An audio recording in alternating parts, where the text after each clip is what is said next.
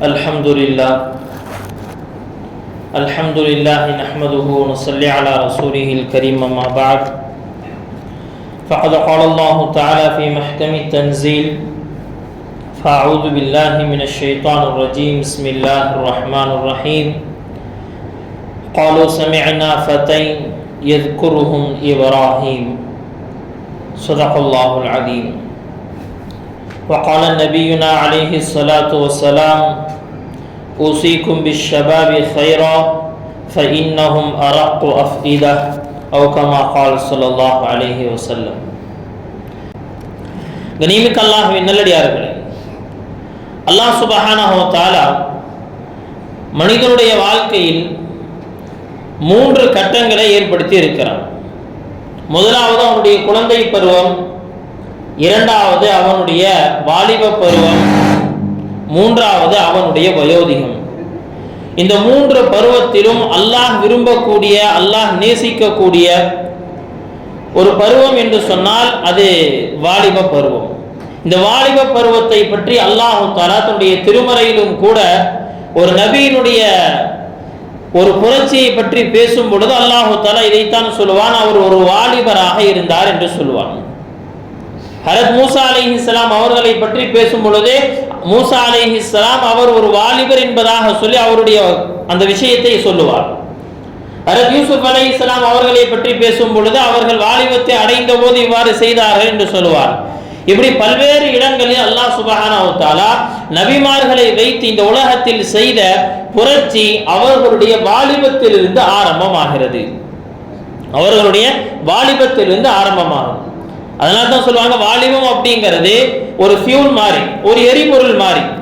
Fuel இல்லாட்டி எப்படி வண்டி ஓடாதோ அதே போல வாலிபர்கள் இல்லை என்று சொன்னால் ஒரு சமுதாயத்தினுடைய எழுச்சி கிடையாது.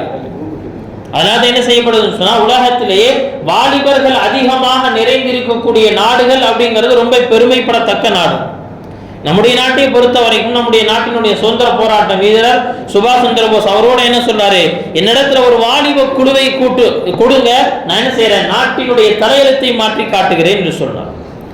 அப்ப வாலிபம் அப்படிங்கிறது ஒரு சமுதாயத்தினுடைய பெட்ரோலை போல, ஒரு சமுதாயத்தினுடைய எரிபொருளை போல அவர்கள் இருக்கும் வரைக்கும் சமுதாயத்தினுடைய வளர்ச்சி ஏற்படும். அவர்கள் தான் சமுதாயத்தினுடைய தூண்கள். தேசத்தினுடைய வளர்ச்சிக்கு அவர்கள் தான் ஆணிவேராக இருப்பாங்க. எனவே அவர்களை உருவாக்குவது, சுயமாக உருவாகுவது எல்லாமே மிகப்பெரிய கடமையாக இருக்கு. இன்னும் சொல்ல போனால் அவர்களுடைய தேவை என்ன, அவர்களுடைய முயற்சிகள் என்ன என்பதை கூட சமூகத்தினுடைய தலைவர்கள் நிர்ணயித்து அவர்களுடைய தேவையை பூர்த்தி செய்து தர வேண்டும். அதன் மூலமாக என்ன நடக்கும் என்று சொன்னால், அவர்கள் கண்டிப்பாக மார்க்கத்தினுடைய வழியில் பயணிக்கக்கூடிய மக்களாக மாறுவார்கள். குர்ஆனில் அல்லாஹ் சுப்ஹானஹு வ தஆலா நிறைய முன்னுதாரணங்களை, நிறைய நமக்கு சம்பவங்களை சொல்லி காட்டுகிறார். சமுதாயத்தில் பெரிய பெரிய மாற்றங்களை ஏற்படுத்தியவர்கள், சமூகத்தில் பெரிய பெரிய மாற்றங்களை ஏற்படுத்தியவர்கள், சமூகத்தை எத்தனையோ விதமான குழப்பத்திலிருந்து அமைதியான வாழ்வை உருவாக்கியவர்கள், சமூகத்தினுடைய எல்லா தரங்களிலும் எல்லா பகுதிகளிலும் சிந்தனை ரீதியாக, கொள்கை ரீதியாக, பொருளாதார ரீதியாக, நற்குண ரீதியாக, ஒற்றுமை ரீதியாக, இப்படி என்னென்ன பகுதிகள் இருக்கோ அந்த சமூகத்தினுடைய எல்லா பகுதிகளிலும் பெரிய மாற்றத்தை ஏற்படுத்தியவர்கள் வாலிபர்கள் என்பதை அல்லாஹ் சுப்ஹானஹு வ தஆலா குர்ஆனில் பல்வேறு சம்பவங்களின் மூலமாக நமக்கு சொல்லி காட்டுகிறார். குறிப்பாக இந்த ஹஜ்ஜுடைய காலம் என்று வரும் பொழுது இப்ராஹிம் அலைஹிஸ்ஸலாம் அவர்கள் மிகவும் நினைவு கூற தகுந்தவர்கள், மிகவும் நினைவு கூற தகுந்தவர்கள். இப்ராஹிம் அலைஹிஸ்ஸலாம் அவர்கள் சிலையை உடைத்த சம்பவம் எல்லாத்துக்குமே தெரியும். எல்லாத்துக்குமே ரொம்ப பிரபல்யமான சம்பவம் தான். ஹஜ்ரத் இப்ராஹிம் அலைஹிஸ்ஸலாம் அவர்கள் மக்கள் எல்லாம் திருவிழாவுக்கு சென்ற அந்த நேரத்தில் ஒரு சிலையை உடைத்தெறிகிறார்கள். சிலைகளை உடைத்தெறிஞ்சிட்டு என்ன செஞ்சிட்டாங்க, பெரிய சிலையில கோடாரி மாட்டிட்டு கிளம்பி போயிட்டாங்க. இவர்களை பற்றி பேசும் பொழுது, இந்த சம்பவத்தை பற்றி பேசும் பொழுது அல்லாஹ் சுப்ஹானஹு வ தஆலா இப்படி பேசிட்டே வருவான். அந்த மக்கள் கேட்கறாங்களா, யார் இந்த மாதிரி செஞ்சது, மன் ஃபஅல ஹாதா பி ஆலிஹத்தினா, நம்முடைய தெய்வங்களோடு கடவுள்களோடு யார் இப்படி நடந்து கொண்டது அப்படிங்கறதெல்லாம் பேசிட்டு வரும் பொழுது அந்த மக்கள் சொன்னாங்களா, காலு சமிஅனா ஃபதன் யذ்குருஹும் இப்ராஹிம், நாங்கள் ஒரு வாலிபரை பற்றி கேள்விப்பட்டிருக்கிறோம், அவரை இப்ராஹிம் என்று சொல்வார்கள். கனிமிக்க அல்லாஹ்வின் நல்லடியாரே, இந்த இடத்துல அந்த சம்பவத்தை கூறும் பொழுது அல்லாஹ் தஆலா என்ன செஞ்சிருக்கலாம்னா, வெறும் இப்ராஹிம் அப்படின்னு ஒரு மனிதர் இருந்தார் அப்படிங்கிற அந்த வார்த்தையோடு என்ன செஞ்சிருக்கலாம், அந்த சம்பவத்தை ஷார்ட் ஆக்கி இருக்கலாம். ஆனால் அல்லாஹ் சுப்ஹானஹு வ தஆலா ரொம்ப தெள்ளத் தெளிவாக என்ன செய்யறானா, இப்ராஹிம் அலைஹிஸ்ஸலாம் அவர்கள் செய்த இவ்வளவு பெரிய புரட்சி எப்ப நடந்தது தெரியுமா? அவர்களுடைய வாலிப காலம் என்பதை நமக்கு புரிய வைப்பதற்காகத்தான் இந்த வார்த்தையை அந்த இடத்துல கொண்டு வர்றான். இந்த வாலிபர் தான் இப்படி செய்தார். நிமிக்க அல்லாஹ்வின் நல்லடியார்களே, ஏனென்று சொன்னால் அல்லாஹ் சுப்ஹானஹு வ தஆலா வாலிபர்களுக்குள் வாலிபத்துக்குள் அவ்வளவு பெரிய சக்தியை மறைத்து வைத்திருக்கிறார். இந்த உலகத்தினுடைய பல்வேறு விதமான மாற்றங்களை அல்லாஹ் தஆலா அவர்களை வைத்துதான் செய்தார். இப்படி சமுதாயத்தினுடைய பல்வேறு விஷயங்களில் பங்களித்தவர்கள் என்று பார்க்கும் பொழுது நம்முடைய இஸ்லாமிய வரலாற்றில் நபி அவர்களுடைய காலத்திலிருந்து எடுத்து பார்த்தோம் என்று சொன்னால் எல்லாம் வாலிபர்கள். அதனாலதான் நபி ஸல்லல்லாஹு அலைஹி வஸல்லம் இப்படி சொல்லுவாங்களா, ஊசிக்கும் பிஷ்ஷபாபி கைரா, வாலிபர்களுடைய விஷயத்துல அழகான முறையில் நடந்து கொள்ளுங்கள் என்பதாக நான் உங்களுக்கு வசியத்து செய்கிறேன். ஊசிக்கும் பின் நிசாஇ கைரா, பெண்களோடு அழகான முறையில் நடந்து கொள்ள வேண்டும் என்பதாக நான் உங்களுக்கு வசியத்து செய்கிறேன் அப்படின்னு சொன்னதை போல நபி அவங்க சொல்றாங்க, வாலிபர்களிடத்திலும் நீங்கள் அழகான முறையில் நடந்து கொள்ளுங்கள். காரணம் என்ன தெரியுமா? ஃபஇன்னஹும் அரக்கு அஃஇதா, மென்மையான உள்ளம் படைத்தவர்கள் அவர்கள். மென்மையான உள்ளம் படைத்தவர்கள். மென்மையான உள்ளத்தை கொண்டு என்ன கருத்து? இவர்களை நாம் எப்படி மோல்டு பண்றோமோ, நாம் எப்படி உருவாக்குகிறோமோ அதே வழியில் அவர்கள் செல்ல ஆரம்பிப்பார்கள். இவர்களை நாம் நல்லவர்களாக உருவாக்கினால் அவர்கள் நல்லவர்களாக மாறுவார்கள். இவர்களை கண்டுகொள்ளாமல் விட்டாலே போதும், தானா அவர்கள் தீயவர்களாக மாறிவிடுவார்கள். எனவே அவர்களுடைய விஷயத்தில் என்ன செய்யுங்கன்னா, நீங்க ரொம்ப எச்சரிக்கையாக நடந்து கொள்ளுங்க, அவர்களோட அழகான முறையில் நடந்து கொள்ளுங்க. ஏன்னு சொன்னால் நபி ஸல்லல்லாஹு அலைஹி வஸல்லம் இஸ்லாத்தினுடைய அழைப்பு பிரச்சாரத்தை ஆரம்பித்ததிலிருந்து, நபியினுடைய இஸ்லாமிய பிரச்சாரம் ஆரம்பித்ததிலிருந்து நபியோடு பயணித்த எல்லாருமே யார் அப்படின்னு சொன்னா வாலிபர்கள். நபியினுடைய கையில வயோதிகர்கள் இஸ்லாத்தை ஏற்றுக்கொண்டது ரொம்ப குறைவு. எந்த அளவுக்கு சொல்லப்படுதுன்னு சொன்னா, சஹாபாக்களில் இஸ்லாத்தை ஏற்றுக்கொள்ளும் பொழுது அதிகபட்ச வயதை கொண்டவர்கள் அப்படிங்கறதுல பார்த்தோம் சொன்னா 37 வயது தான். பொதுவா வாலிபம் அப்படின்னு கணக்கு போடும் பொழுது என்ன செய்யறாங்கன்னா 40 வயதுக்குள்ள கணக்கு போடுறாங்க. 40 வயதுக்கு கீழ் இருக்கிறவர்கள் எல்லாம் வாலிபர்கள் என்பதாக கணக்கு போடுறாங்க. அந்த அடிப்படையில் சஹாபாக்களில் நபி அவர்களோடு இருந்து நபி அவர்களோடு பல்வேறு விதமான புரட்சிகளை செய்தவர்கள் யார் அப்படின்னு சொன்னா 37 வயதுக்கு கீழ் இருந்தவர்கள் தான் எல்லாமே. 40 வயது கீழ் இருந்துதான் பல்வேறு விதமான மாற்றங்களை ஏற்படுத்தினார்கள். என்னையும் அல்லாஹ்வின் நல்லடியார்களே, நபி ஸல்லல்லாஹு அலைஹி வஸல்லம் அவர்கள் தன்னோடு ஒரு பெரிய வாலிப கூட்டத்தை வைத்திருந்தாங்க. எதற்காக? எந்த சுயலாபமும் இல்லை. இந்த உலகத்தில் அல்லாஹ்வுடைய தீனை உயர்த்துவதற்காக அல்லாஹ் தஆலா நபி அவர்களுக்கு கொடுத்த ஒரு மிகப்பெரிய ஒரு கிஃப்ட் தான் இந்த வாலிப கூட்டம். நபி அவர் என்ன செஞ்சாங்க? அந்த வாலிப கூட்டத்தை வைத்து சரியான முறையில் அவர்களை வைத்து வேலை வாங்கினார்கள்.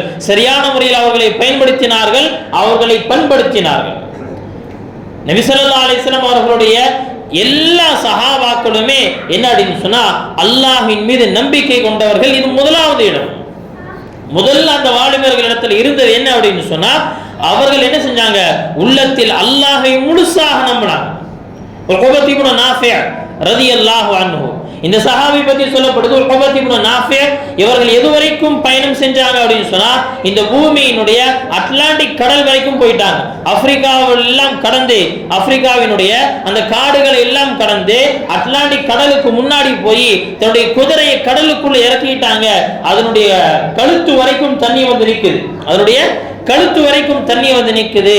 இந்த நேரத்துல சொன்னாங்களா, யா அல்லாஹ், இந்த கடலுக்கு அப்பால், இந்த கடலுக்கு அந்த பக்கம் ஏதாவது ஒரு நாடு இருக்கு, மனிதர்கள் வாழ்றாங்க அப்படிங்கறத மட்டும் எனக்கு தெரிஞ்சால் லஹுல்து ஃபரசி, நான் என்ன செய்வேன்னு சொன்னா, நான் என்னுடைய குதிரையை இதே தண்ணிக்குள்ள அப்படியே ஓட்டிட்டு போயிரு.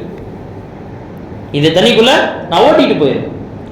அல்லாஹ்வின் நல்லடியார்களே, யோசிச்சு பாருங்க எவ்வளவு விதமான அவர்களுக்குள்ள இந்த இஸ்லாத்தினுடைய உணர்வு இருந்துச்சு. உபத் இப்னு நாஃபி ஆப்பிரிக்காவுடைய காடுகளுக்குள் இருக்கும் பொழுது என்ன செய்யறாங்க, அவர் அறிவிப்பு செய்யறாங்க, நாங்கள் அல்லாஹ்வுடைய தூதரின் தூதராக இருக்கிறோம், சஹாபிகளாக இருக்கிறோம், இன்றைய இரவு நாங்கள் இந்த காட்டுல தங்க போறோம், விஷ ஜந்துக்களே நீங்க என்ன செய்ய, உங்களுடைய இடத்தை மாற்றிக்கோங்க. அவ்வளவுதான். இந்த ஒரே ஒரு அறிவிப்பு அந்த காட்டுவாசிகள், அந்த மக்கள் சொல்றாங்க, எங்களுடைய கண்களால பார்த்தோம் சிங்கங்கள் தன்னுடைய குட்டியை வாயில் கவ்விக்கொண்டு சென்றது, பாம்புகள் தன்னுடைய குடும்பங்களோடு அந்த இடத்தை விட்டு இடம்பெயர்ந்தது. அல்லாஹ்வின் நல்லடியார்களே, இது யாருடைய வார்த்தையை கேட்டது? அந்த சஹாபியினுடைய வார்த்தையை கேட்டு, அந்த சஹாபியினுடைய அந்த பாஷை யார் புரிய வைத்தார்? அந்த பாம்புகளுக்கும் அந்த சிங்கங்களுக்கும். அல்லாஹ்வின் நல்லடியார்களே, காரணம் என்னவென்று சொன்னால், அவர்களுடைய உள்ளத்தில் இருந்த உயர்ந்த லட்சியம், அவருடைய உள்ளத்தில் இருந்த உயர்ந்த லட்சியம், நான் இந்த உலகத்தில் வாழும் காலம் எல்லாம் என்னுடைய வாழ்க்கையினுடைய லட்சியம் என்ன? வெறும் காசு பணத்தை சம்பாதிக்கிறது, வீடு கட்டுறது, கல்யாணம் பண்ணிக்கிறது, அதே மாதிரி அடுத்து என்னுடைய பேரம்பேத்திகளுக்கு சேர்த்து வைக்கிறது, இதுவெல்லாம் அவருடைய நோக்கமாக இருந்தது. அவருடைய நோக்கம் உயர்ந்ததாக இருந்துச்சு. நான் உலகத்தில் வாழும் காலம் எல்லாம் இந்த மார்க்கத்தினுடைய உயர்வுக்காக வாழணும். இந்த சிந்தனையை நபி ஸல்லல்லாஹு அலைஹி வஸல்லம் அவர்கள் அவங்களுக்குள்ள விதைச்சிருந்தாங்க, இந்த எண்ணத்தை அவர்களுக்குள் கொடுத்திருந்தாங்க. அதனாலதான் என்ன செஞ்சாங்க அப்படின்னு சொன்னா, நபி அவர்களுடைய ஒவ்வொரு வார்த்தைக்கும் லப்பைக் என்று பதில் சொல்லக்கூடியவங்களா இருந்தாங்க. நபி அவங்க எப்ப கூப்பிட்டாலும் என்ன செஞ்சாங்க, சஹாபாக்கள் எல்லாரும் எல்லா நிலையிலும் என்ன செஞ்சாங்கன்னா உயிரை கொடுப்பதற்கு தயாராக இருந்தார்கள். அதே போல நம்ம பார்க்கிறோம், குதைபத் இப்னு முஸ்லிம் இவர் மதீனாவிலிருந்து படையெடுத்து கிளம்பி எங்க வர்றார்? அல்லாஹ்வின் நல்லடியார்களே, அவர் ஆசர்பைஜான் இந்த நாட்டை வெற்றி கொண்டவர். அதே போல நம்ம பார்க்கிறோம், உஸ்பெகிஸ்தான் இந்த நாட்டை வெற்றி கொண்டவர், தஜகஸ்தான் இந்த நாட்டை வெற்றி கொண்டவர். இது எல்லாமே இன்றைக்கு ரஷ்யாவுடைய பகுதி. இந்த ரஷ்யாவுடைய பகுதி, இந்த உஸ்பெகிஸ்தான் தஜகஸ்தான்ல இருந்தெல்லாம் ஒரு மாசத்துக்கு முன்னாடி நம்ம ஊருக்கு ஜமாத்துல வந்திருந்தாங்க அந்த மக்கள், ரஷ்யாவுடைய மக்கள். அல்லாஹ்வின் நல்லடியார்களே, அதுக்கடுத்து என்ன செய்யற, ஆப்கானிஸ்தான், அதே போல நம்முடைய அண்டை நாடு, இதை வெற்றி கொள்ளாங்க. இந்தியாவை வெற்றி கொண்டுட்டு குதைபத் இப்னு முஸ்லிம் என்ன செய்யறாருன்னா, அடுத்து எங்கீங்க, அடுத்து சைனாவுக்கு கிளம்பணும். இப்ப சீன தேசத்தை நோக்கி படையெடுப்பதற்கு முன்பாக அவர் ஒரு சத்தியம் செய்யறார்கள், குஸிமு பில்லாஹ் லயதா அன்ன அர்தஸ்ஸீன், நான் அல்லாஹ் மேல சத்தியமிட்டு சொல்றேன், நான் சைனாவினுடைய அந்த மணலை, அந்த நாட்டை மிதித்தே தீருவேன். அவ்வளவுதான். அல்லாஹ்வின் நல்லடியார்களே, இவர்களுடைய இந்த வெற்றியினுடைய இந்த செய்திகள் எல்லாம் எங்க போகுது, சைனாவினுடைய அந்த மன்னனுக்கு போகுது. அவன் அப்படியே ஆடி போயிட்டான். அது மட்டும் இல்ல, இப்ப என்ன செஞ்சிருக்கிறாரு, இவர் சத்தியம் வேற செஞ்சிருக்கிறார். முஸ்லிம் தளபதிகள் அவர்களுடைய சத்தியம் அப்படிங்கிறது சாதாரண விஷயம் அல்ல. அவர்கள் சத்தியம் செஞ்சு உறுதி கொண்டு விட்டால் கட்டாயம் நம்ம நாட்டுக்கு வந்துருவாங்க. உடனே என்ன செய்யறாருன்னு சொன்னா, பேசாம நாம் என்ன செஞ்சுக்கலாம், ஒரு உடன்படிக்கை செய்து கொள்ளலாம். சமாதான உடன்படிக்கைக்காக இறங்கி வந்துட்டார். சமாதான உடன்படிக்கைக்காக இறங்கி வந்தாரு. இறங்கி வந்தது மட்டும் இல்ல, என்ன செய்யறாருன்னா, ஒரு பெரிய தங்க தாம்பலம், ஒரு பெரிய தங்கத்தட்டு, அதுல சைனாவினுடைய மணல்கள் எல்லாத்தையும் கொண்டு வர்றார், கொடுத்து அனுப்புறார். கொடுத்து அனுப்பி அவர் சொன்னாரா, நீ எந்த பூமியில் இருக்கியோ, எந்த இடத்துல இருக்கீங்களோ, அதுல என்ன செய்யணும், இந்த மணல் அப்படியே தூவி விட்டுருங்க. என்ன செய்யணும், சைனாவினுடைய இந்த மணல் மீது உங்களுடைய குதிரையினுடைய பாதத்தை வச்சு மிதிச்சுக்கோங்க. தயவு செஞ்சு என்ன செஞ்சிடாதீங்க, நீங்க உள்ள வந்துடாதீங்க. நீங்க சத்தியம் செஞ்சிருக்கீங்க, சத்தியத்தை என்ன செஞ்சுக்கலாம், நீங்க முறிக்கவெல்லாம் வேண்டாம், நீங்க சத்தியத்தை முறிக்க வேணாம். என்ன செய்யுங்க, ஒரு மாற்று வழியாக இதை செஞ்சுக்கோங்க. தயவு செஞ்சு எங்க நாட்டை வெற்றி கொள்வதற்காக நீங்க உள்ள பூந்திர வேண்டாம் என்பதாக சொல்லி ஒரு சமாதான உடன்படிக்கை செய்து முடித்தாராம். அல்லாஹ்வின் நல்லடியார்களே, அந்த நேரத்தில் அவருடைய வயது என்ன அப்படின்னு சொன்னா, வெறும் 20 to 25 தான் சொல்றாங்க. ரொம்ப குறைவான வயது. கிட்டத்தட்ட 4-5 நாடுகளை வெற்றி கொண்டு போய்கிட்டே இருக்கிறார். யாருங்க, யாரை வைத்து அல்லாஹ் வேலை வாங்கினான்? அந்த வாலிபரை வைத்து அல்லாஹ் தஆலா இவ்வளவு பெரிய புரட்சி இந்த உலகத்தில் ஏற்படுத்தினான். இப்படி ஓரிரண்டு சம்பவங்கள் அல்ல, வெறும் மனிதனை தாண்டி, மனிதர்களை தாண்டி என்ன செய்யுது, மிருகங்களும் கூட இவர்களுடைய வார்த்தைக்கு கட்டுப்படுது. மெஹ்ரானுர் ரூமி ரலியல்லாஹு அன்ஹு. மெஹ்ரான்ங்கிற சஹாபி, இவங்க யாரு? ஹாதிமு ரசூலில்லாஹி ஸல்லல்லாஹு அலைஹி வஸல்லம், நபி அவர்களுடைய பணியாளர். நபி அவர்களுடைய பணியாளர். இவரை பத்தி சொல்லப்படுது, அவரே தன்னுடைய சம்பவத்தை அறிவிக்கிறார். நாங்க ஒரு நாள் கடலில் பயணம் செஞ்சு கொண்டிருந்தோம். திடீரென எங்களுடைய கப்பல் உடைந்தது. உடைஞ்சு என்ன சொன்னா, ஒவ்வொருத்தரும் என்ன செஞ்சுட்டாங்க, அப்படியே செதறி போயிட்டாங்க. எனக்கு ஒரே ஒரு பலகை துண்டு கிடைச்சிச்சு, அது மேல ஏறி படுத்துக்கிட்டேன். அது அப்படியே என்ன சொன்னா ஒரு கரையில ஒதுங்குச்சு. பார்த்தாங்க ஒரு பெரிய காடு. சரி, தண்ணியிலிருந்து இறங்கி என்ன செஞ்ச, காட்டுக்குள்ள கொஞ்சம் தூரம் போனேன். காட்டுக்குள்ள கொஞ்சம் தூரம் போன உடனே என்ன சொன்னா, எனக்கு முன்பாக என்ன செய்யுது, நல்ல பிரம்மாண்டமான உருவத்தோடு ஒரு சிங்கம் நின்று கொண்டிருக்கு. உஸ்துல் காபா அப்படிங்கிற அந்த கிதாபுல இந்த சம்பவம் பதிவு செய்யப்பட்டிருக்கு. ஒரு சிங்கம் முன்னாடி நின்று இருக்கு. சிங்கத்தை பார்த்த உடனே என்ன செய்யறேன்னு சொன்னா, எதுவும் பயப்படல. சொன்னாங்க, ஆனா ஹாதிமு ரசூலில்லாஹ், நான் அல்லாஹ்வுடைய தூதனுடைய பணியாளன். அல்லாஹ்வின் நல்லடியார்களே, அவங்க சொன்னாங்களா, நாங்க கடல்ல பயணம் செஞ்சுட்டு வந்தோம். பயணம் செஞ்சுட்டு வந்துட்டு இருக்கும்போது கப்பல் உடைஞ்சிருச்சு. கப்பல் உடைஞ்சு என்ன செஞ்சேன், நான் ஒரு கட்டையில பயணம் செஞ்சு நேரா இங்க கரை ஒதுங்கி இருக்கிறேன். யார்கிட்ட பேசிட்டு இருக்கிறாங்க? சிங்கத்திட்ட. சிங்கத்துக்கு இவ்வளவு பேசுங்கிற என்ன அவசியம் இருக்கு? ஏதோ ஒரு மனுஷன் உட்கார்ந்து பேசிட்டு இருக்கிற மாதிரி, அல்லது ஒரு போலீஸ்கார்ட்ட உட்கார்ந்து பேசிட்டு இருக்கிற மாதிரி, நான் இவ்வளவு தூரம் வந்தேங்க, இப்படி யாருங்க, என்னை எப்படியாவது காப்பாத்துங்க அப்படிங்கிற மாதிரி என்ன செய்யறாருன்னு சொன்னா, அவர் பேசிட்டு இருக்கிறார் சிங்கத்தோட. சாதாரணமா பேசிட்டு சொன்னாரா, என்னுடைய தோழர்கள் எங்க இருக்கிறாங்களோ அல்லது வழி எங்க இருக்கோ என்னை கொண்டு போய் விட்டுருங்கிறார். அந்த சஹாபி பேசின உடனே தன்னுடைய தலை என்ன செய்யுதுன்னா அப்படியே ஆட்டுதான். சொல்றது எல்லாம் ஆமா, சரி சரி எப்படி கேட்கிறோம். அது மாதிரி தலையை அசைத்தது. அசைத்த பிறகு ஃபதஃபஅனி பிகத்ஃபிஹி வஜஅல யத்ஃபஉனி பிகத்ஃபிஹி, தன்னுடைய கையை வச்சு என்ன செய்யுதுன்னா என்ன அப்படியே தள்ளுது. எங்க, இந்த வழியில போ அப்படின்னு சொல்லுது. ஹத்தா வகஃபனி அலா தரீக், ஒரு இடத்துல கொண்டு வந்து என்னை நிப்பாட்டிருச்சு. அல்லாஹ்வின் நல்லடியார்களே, சாதாரண ஒரு மனிதனிடத்தில் பேசியதை போல, சாதாரண ஒரு மனுஷன்ட்ட பேசுவதை போல என்ன செய்யறாங்க, அந்த சஹாபி யாரிடத்துல பேசுறாங்க, ஒரு சிங்கத்திட்ட பேசுறாரு. அவருக்கு இருந்த ஒரு பெரிய போஸ்டிங் என்னங்க, அவருடைய பெரிய போஸ்டிங் என்னங்க, நபி ஸல்லல்லாஹு அலைஹி வஸல்லம் அவர்களுடைய பணியாளர். நபி அவர்களுடைய பணியாளர். இன்னைக்கு ஏதாவது ஒரு இடத்துக்கு முன்னாடி, ஒரு சிங்கத்துக்கு முன்னாடி ஒரு புள்ளிட்டீங்க மாட்டிக்கிட்டோம், ஒரு யானைக்கு முன்னாடி நின்று, நான் யார் தெரியுமா, இந்த ஏரியாவுடைய கவர்னர், நான் யார் தெரியுமா, chairman, councillor, MLA, PM, CM, இதான கேட்குமா? அது அல்லாஹ்வின் இந்த பதவிகள் எதற்குமே, இந்த பதவிகள் இருந்து நாம அல்லாஹ்வை பயப்பட்டு நடந்தால் இந்த பதவி இருந்ததுக்கு உண்டான சவாபு கிடைக்கும், நன்மை கிடைக்கும். இது எல்லாத்துக்கும் மேல அந்த சிங்கம் புரிந்து கொண்டது என்ன தெரியுமா, இவர் அல்லாஹ்வுடைய தூதர் முஹம்மது ஸல்லல்லாஹு அலைஹி வஸல்லம் அவர்களுடைய பணியாளர் என்று சொன்னால் இவருக்கு நான் கட்டுப்பட்டு நடப்பேன், அவ்வளவுதான். இணைமிக்க அல்லாஹ்வின் நல்லடியார், அவர் ஒரு வாலிப சஹாபி.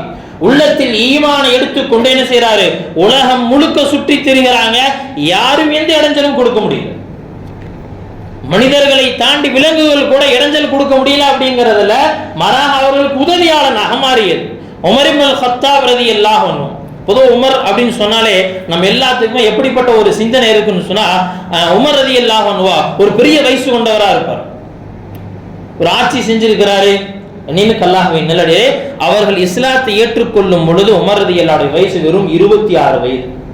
இஸ்லாத்தை ஏற்றுக்கொள்ளும் பொழுது 26 வயசு. 26 வயதுல இஸ்லாத்தை ஏற்றுக்கொள்றாங்க. அடுத்து நபி அவர்களோடு பயணிக்கிறார்கள். இணைமிக்க அல்லாஹ்வின் நல்லடியார்களே, ஒரு 10 வருடம் இந்த உலகை ஆட்சி செய்யறாங்க.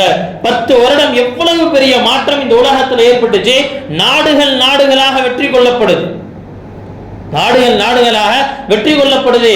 கைசர் கிஸ்ராவினுடைய அந்த முன்னாடி என்ன செய்யணும், அந்த ஹசானாக்கள் கொட்டி கிடக்குது. அதை பார்த்து ஹஜ்ரத் உமர் அழுகிறாங்க. பக்கத்தில் இருக்கிறாங்க அப்துல்லாஹ் இப்னு மஸ்ஊத் ரலியல்லாஹு அன்ஹு. அத்தபிகி, எதுக்காக நீங்க அழுதுட்டு இருக்கிறீங்க, எதுக்காக நீங்க அழுதுட்டு இருக்கிறீங்க? சொன்னாங்களா, இந்த உலகத்தினுடைய சொத்து செல்வங்கள் தான் இவர்கள் என்னாச்சு, எவ்வளவு பெரிய சோதனைக்கு ஆச்சு. எங்க முஸ்லீம்கள் இந்த சொத்து செல்வங்களுக்கு பின்னாடி அலைஞ்சு தெரிஞ்சு இவர்களுடைய நிலையும் இதே போல ஆயிரும், நான் பயப்படுறேன் அப்படின்னு சொல்லி அழுகிறாங்க. நிமிக்கல்லாமே நல்லடியாலே 10 வருடம் இந்த உலகத்தில் அவங்க செய்த மாற்றம் இன்னைக்கு என்ன செய்யப்படுது? ஆட்சி என்று சொன்னால் உமருடைய ஆட்சியை போல வேணும் அப்படிங்கிற அளவுக்கு பேசுறோம் அப்படின்னு சொன்னா நிமிக்கல்லாகவே நல்லடியார்களே, அவர்களிடத்தில் இருந்த ஒரே ஆயுதம் என்ன அப்படின்னு சொன்னா அவர்கள் ஈமானை ஏற்றுக்கொண்டு இந்த உலகத்தில் அல்லாஹ்வுடைய கலிமா, அல்லாஹ்வுடைய வார்த்தை இந்த உலகத்தில் உயர்ந்து நிற்கணும் அப்படிங்கிற ஒரு உயர்ந்த லட்சியத்துக்காகத்தான் வாழ்ந்தார்கள். சஹாபாக்களுக்கு நபி அவர்கள் இந்த விஷயத்தை உள்ளத்தில் ஊட்டி இருந்தாங்க. வாலிபர்களுக்குள்ள இதை ஊட்ட வேண்டும். வளரும் தலைமுறையினர் நல்லவர்களாக வளரணும் அப்படின்னு சொன்னா அவர்களுக்குள்ள அல்லாஹ்வுடைய பயத்தை கொடுங்க, அல்லாஹ்வுடைய அன்பை கொடுங்க, அவர்கள் லட்சியத்தை புரிய வைங்க. காசு, பணம், ஜாபு இதெல்லாம் நம்முடைய லட்சியம் அல்ல, இதெல்லாம் என்னுடைய தேவை. இது எல்லாத்தையும் தாண்டி இந்த உலகத்துல மார்க்கத்திற்காக நான் என்ன செய்யணும், என்னுடைய ஆகிரத்துக்காக நான் என்ன தயாரிப்புகளை செய்யணும். இந்த உலகத்துல நான் டாக்டர் ஆகிறேன்னா டாக்டர் ஆகக்கூடிய அதே நிலையில இருந்து நான் இந்த உம்மத்துக்கு என்ன செய்ய முடியும்? நான் இன்ஜினியரா இருக்கனா இன்ஜினியரா இருந்து கொண்டு நான் இந்த சமூகத்துக்கு என்ன செய்ய முடியும்? நான் சேர்மனா இருக்கனா சேர்மனா இருந்து இந்த உம்மத்துக்கு என்ன செய்ய முடியும்? நான் பிஎம்ஆ இருக்கனா சிஎம்ஆ இருக்கனா அல்லது எத்தனை அபிஷியல் துறைகள் இருக்கோ எல்லா இடத்தில் இருந்து கொண்டு எனக்கும் என்னுடைய உம்மத்திற்கும் இந்த உம்மத்தினுடைய முன்னேற்றத்திற்கும் என்ன செய்ய முடியும் அப்படிங்கிற சிந்தனையை உருவாக்க வேண்டும். இந்த சிந்தனை வாலிபர்களுக்குள்ள கொடுக்கணும். நிமிக்கல்லாகவே நல்லடியார்களே, பாருங்க, பொதுவாக நாம் எப்போ உயர்ந்த லட்சியங்களோடு பயணிக்கிறோமோ அப்ப என்ன ஆகும் சொன்னா அந்த லட்சியத்திலிருந்து திருப்பக்கூடிய எத்தனையோ சூழ்ச்சிகள் நடக்கும், எத்தனையோ விதமான விஷயங்களை நாம் எதிர்கொள்ளுவோம். சஃபரு குரைஷ், குரைஷிகளினுடைய கழுகு அப்படின்னு சொல்லப்படக்கூடிய ஒரு நபர் தான் அப்துல் ரஹ்மான் தாஹில். அப்துல் ரஹ்மான் தாஹில் இவர் என்ன செய்யறாருன்னா 25 வயது அவர் ஸ்பெயினுக்குள்ள போறார். ஸ்பெயினுக்குள்ள படையெடுத்து அவங்க உள்ள போய் கொண்டிருக்கிறாங்க. உள்ள போகும் பொழுது ஒரு இடத்துல என்ன செய்யப்படுதுன்னா அவருக்கு ஒரு ரொம்ப ஸ்பெயினுடைய அழகான ஒரு பெண்ணை என்ன செய்யறாங்கன்னா அன்பளிப்பாக கொடுக்கிறார். நிக்கா செஞ்சுக்கோங்க இவங்களை அப்படின்னு. உடனே என்ன செய்யறாருன்னா அவங்க அப்துல் ரஹ்மான் தாஹில் அவங்க சொல்றாங்க, நான் அந்த பெண்ணுடைய கண்ணை பார்த்தேன். கண் எப்படி தெரியுமா இருந்துச்சு? நான் கடந்து வந்த நீலக்கடல் அந்த கண்ணில் தெரிந்தது. அந்த பெண்ணுடைய தலைமுடி எவ்வளவு அழகா இருந்துச்சு தெரியுமா? ஹிஜாஸினுடைய பாலைவனம் போல என்ன அவ்வளவு அழகா இருந்துச்சு. அப்படியே வர்ணிக்கிறார். அது எல்லாத்தையும் வர்ணிச்சுட்டு சொன்னாரு, இன்னஹாதிஹி மினல் கல்பி வல் ஐனி பி மகான். இந்த பெண்ணுக்கு என்னுடைய உள்ளத்துல என்னன்னா ஒரு தனி இடம் இருக்கு. ஆனாலும் கூட ஃபஇன் அன ஷகல்து அன்ஹா பிவாஜிபி ظلمتها. ஒரு கால் என்ன செஞ்சிட்டேன், நான் வந்த நோக்கத்தை பூர்த்தி செய்யணும் அப்படிங்கறதுக்காக இந்த பெண்ணை கண்டுக்காம விட்டுட்டேன் அப்படின்னு சொன்னா நான் இவளுக்கு அநீதம் இழைத்தவனாக மாறி விடுவேன். சரி, وَإِنْ أَنَا اشْتَغَلْتُ بِهَا عَمَّا قَدِمْتُ مِنْ أَجْلِهِ ظَلَمْتُ هِمَّتِي.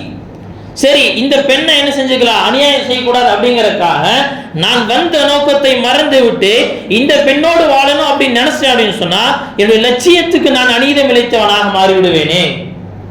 நிமிக்கல்லாஹ்வின் ரெண்டுமே முன்னாடி வந்து நிற்குது. ஒரு பக்கம் அவர்களுடைய உயர்ந்த லட்சியம், அவர்கள் அனுப்பப்பட்டதனுடைய நோக்கம் யாலாய கலிமத்தில்லா, அல்லாஹ்வுடைய கலிமா இந்த உலகத்தில் உயரணும், இதற்காகத்தான் நான் அனுப்பப்பட்டிருக்கேன். இதில் இடைஞ்சல் தருவதற்காக என்ன ஆகும் சொன்னா ஏதோ ஒரு விஷயம் குறுக்கிடுவதை போல இருக்கு. சொன்னாங்களா, ஃபலா ஹாஜத லி பிஹா, இந்த பெண் எனக்கு அவசியமே கிடையாது. சும்மா ரத்தஹா வலம் யக்பல்ஹா, அந்த பெண் வேண்டாம் என்பதாக திருப்பி அனுப்பி விட்டார்கள்.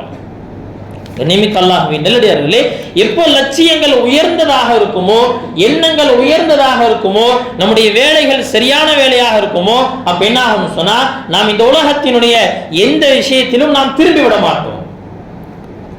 எப்போ இன்னைக்கு பொதுவா என்னாச்சுன்னு சொன்னா வாலிபர்களுக்குள்ள என்ன அப்படின்னா ஒரு லட்சியமே கிடையாது. வாலிபர்கள் அப்படிங்கறது மட்டும் இல்ல, இன்னைக்கு சமூகத்துல யார்கிட்டயுமே அப்படின்னா நம்மளுடைய இலக்கு என்னங்கிறதே இல்லைங்களே. ஒரு 10 வருடத்துல நம்முடைய சமுதாயத்தை நம்முடைய முஹல்லாவை நம்ம எப்படி மாற்றணும், ஏதாவது லட்சியங்கள் இருக்கா, ஏதாவது பேசியிருக்கோமா? இன்னைக்கு அதெல்லாம் ஒன்னா சேர்ந்து உட்கார்ந்து எதையுமே பேசினது இல்லையே.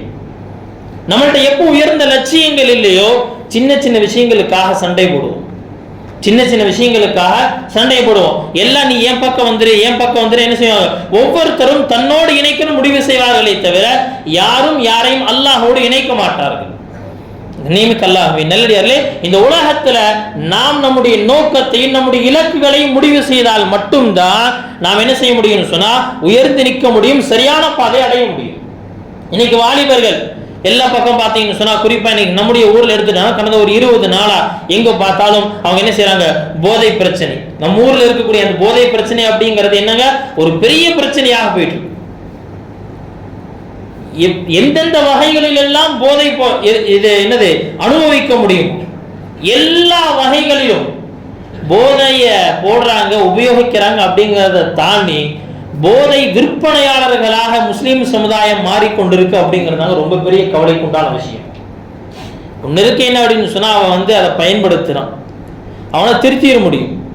ஆனால் அதுவே வியாபாரமாக தொழிலாக வைத்து செய்து கொண்டிருந்தால் அல்லாஹ்வின் நல்லடியே இந்த சமுதாயத்தை எப்படி திருப்ப முடியும்? சரி, இதற்காக என்ன செய்ய, அவர்கள் மீது கோபப்படுவதா, அவர்களை அதட்டுவதா? அல்லாஹ்வின் நல்லடியே அப்படி இல்ல. நபி ஸல்லல்லாஹு அலைஹி வஸல்லம் சொன்ன அதே ஹதீஸ் தான், உஸீகும் பிஷ்ஷபாபி கைரா, நான் உங்களுக்கு வசியத்து செய்கிறேன், வாலிபர்களோடு அழகான முறையில் நடந்து கொள்ளுங்கள். ஃபஇன்னஹும் அரக்கு அஃஇதா, மிருதுவான உள்ளம் கொண்டவர்கள். அவர்களோடு அன்பான முறையில பழகி அவர்களுக்கு நாம் புரிய வைத்தால் கட்டாயம் என்ன செய்வானா, அவர்கள் அதிலிருந்து திரும்புவார்கள். அடுத்து வளரும் தலைமுறையினர், அடுத்த ஜெனரேஷன் வருது அப்படின்னு சொன்னா, அந்த ஜெனரேஷன் நாம் எப்படி உருவாக்குறது? அவர்களை அல்லாஹோடு இணைக்கிறது, மதரசாக்களோடு இணைக்கிறது. அதே போல படிப்பு என்று சொன்னால், படிப்புல நல்ல சமூகத்திற்கு பலன் தரக்கூடிய நல்ல படிப்புகளை என்ன செய்யறதுன்னா அவர்களுக்காக தேர்வு செய்யறது. இது எல்லாமே பெற்றோர்களிலிருந்து சமுதாயத்தினுடைய தலைவர்கள் வரைக்கும் எல்லாத்துக்குமே இதெல்லாம் பொறுப்பு. நல்லடியாலே, அதனால என்ன செய்யணும் அப்படின்னு சொன்னா, நான் நம்முடைய வாலிபர்களை பற்றி ஒரு பக்கம் கவலைப்படுறோம், ஒரு பக்கம் சிந்திக்கிறோம், இன்னொரு பக்கம் என்ன செய்யணும், அவர்களை எப்படி மீட்டெடுக்கணும் அப்படிங்கிற அந்த சிந்தனை நமக்குள்ள வரணும். அவர்களுக்காக மிக அதிகமாக துவா செய்யும் என்று சொன்னால், இஸ்லாத்தினுடைய வீழ்ச்சி எங்க ஆரம்பமாகும் சொன்னா, இஸ்லாத்தினுடைய வீழ்ச்சி வாலிபர்களுடைய வீழ்ச்சியிலிருந்து ஆரம்பமாகும். வாலிபர்களுடைய வீழ்ச்சியிலிருந்து ஆரம்பமாகும். எப்போ வாலிபர்கள் வீழ்ந்து விட்டார்களோ அதற்கடுத்து என்ன செய்ய முடியாதுன்னு சொன்னா, அந்த சமுதாயத்தை எழுப்பி நிப்பாட்ட முடியாது. அந்த சமுதாயத்தை எழுப்பி நிப்பாட்ட முடியாது.